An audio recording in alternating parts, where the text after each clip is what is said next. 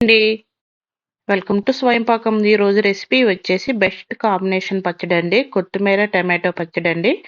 ఈ విధంగా పచ్చడి చేసుకుంటే అన్నంలోకి, టిఫిన్స్ లోకి, చపాతీలోకి బాగుంటుందండి. అలాగే ఒక 3-4 రోజులు కూడా నిల్వ ఉంటుందండి. ఈ విధంగా పచ్చడి చేసుకుంటే ఎలా తయారు చేసుకోవాలో చూపిస్తున్నాను. ఒక 300 గ్రాముల వరకు టమాటాలను తీసుకున్నానండి. ఈ విధంగా వాష్ చేసుకొని వీటిపైన ఉన్న తొడిమలు తీసుకొని టమాటోకి ఒక 4 ఘాట్లు పెట్టుకొని కుక్కర్లో వేసుకోవాలండి ఈ టమాటాలు అనేవి. ఈ విధంగా టమాటాలన్నీ కూడా ఇలా ఘాట్లు పెట్టుకొని కుక్కర్లో వేసుకోవాలండి. ఇప్పుడు కుక్కర్లో ఒక పావు గ్లాస్ వరకు వాటర్ని వేసుకొని మూత పెట్టుకొని హై ఫ్లేమ్లో ఒక విజిల్ ఇచ్చి స్టవ్ ఆఫ్ చేసుకోవాలండి. ఒకటైతే సరిపోతుంది. ఇప్పుడు స్టవ్ మీద ఒక ప్యాన్ పెట్టుకొని అందులో 1 టేబుల్ స్పూన్ వరకు ఆయిల్ వేసుకోవాలండి. ఆయిల్ వేసుకున్నాక 1 టేబుల్ స్పూన్ శనగపప్పు, 1 టేబుల్ స్పూన్ మినప్పప్పు, 1 టీ స్పూన్ జీలకర్ర, ఒక పావు టీ స్పూన్ మెంతులను వేసుకొని ఒక 2 నిమిషాలు ఫ్రై చేసుకోవాలండి. ఇలా వేగినాక ఒక 7 పచ్చిమిర్చినండి, 1 ఇంచు అల్లం, 10 వెల్లుల్లి రెబ్బలండి పొట్టు తీసినవి వేసుకోవాలి. మీకు కారం తగినంత పచ్చిమిర్చిని యాడ్ చేసుకోండి. ఇవి ఒక 2 నిమిషాలు వేగినాక ఇందులోని 1½ టీ స్పూన్ నువ్వులను వేసుకోవాలండి. నువ్వులు వేసుకోవడం వల్ల పచ్చడి అనేది టేస్ట్ వస్తుంది. నువ్వులను వేసుకొని 1 నిమిషం పాటు ఫ్రై చేసుకోవాలండి.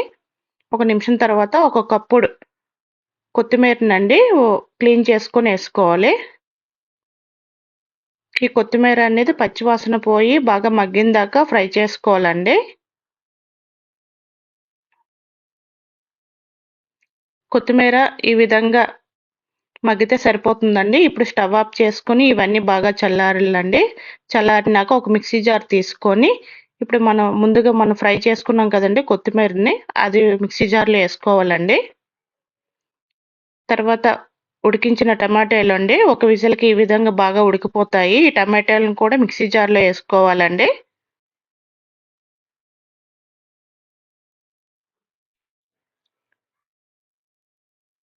ఇప్పుడు రుచికి తగినంత ఉప్పును కూడా నేను ఇక్కడ యాడ్ చేస్తున్నానండి.